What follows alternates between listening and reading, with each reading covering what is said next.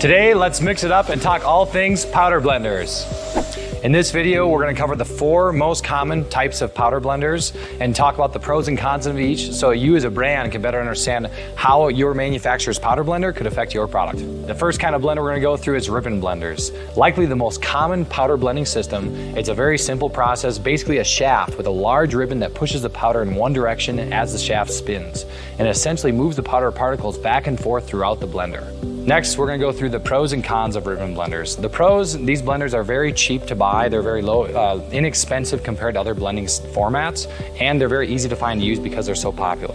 The cons, they're very difficult to clean. Powders often suffer from low blend uniformity just because of the design of the blender itself. And they also create a lot of friction, which can create particle size reduction. If you're working with different larger particles and smaller, they grind together, and they can create kind of a candying effect when you're working with sugars, which can create clumping issues in your product. And they are very challenging to clean, especially when handling multiple allergens. Next, we're gonna go through V-blender and tumble blenders. V-blenders or tumble blenders are used most commonly in the supplement industry. Both of these systems are large vessels that hold the powder inside and are attached on an axis that spins, basically tumble blending the entire vessel.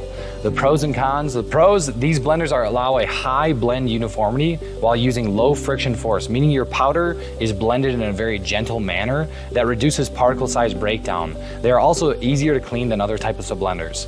Cons, these blenders require longer blend times than other systems, which make them not ideal for large volume blends. They can also be challenging to blend powders that cake and clump, as there's nothing to break those clumps up during the blending process. The third type, plow blenders. These are similar to a ribbon blender, but instead of using a ribbon, they use several specifically angled plows that create a fluidizing effect to the powder as it's blended.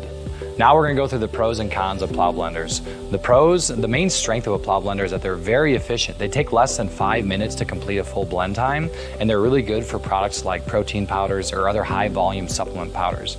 Now let's go through the cons. The main weakness of a plow blender is that you need a certain minimum order batch size in order for the plow blender to properly work. So if you have a very small batch product or you're not blending a large volume of pounds of powder, they can be really difficult to make a homogeneous blend. They're also very difficult to clean, and because these are very efficient blenders, they're also very expensive.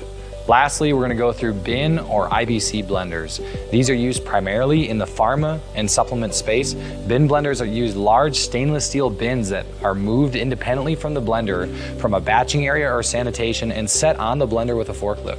The blender then spins the entire bin at 360 degrees to provide a tumbling effect. The pros, these blenders provide all the efficiencies of a V or a tumble blender, which is high uniformity with low shear, but also provide a lot of batching efficiencies using the bins.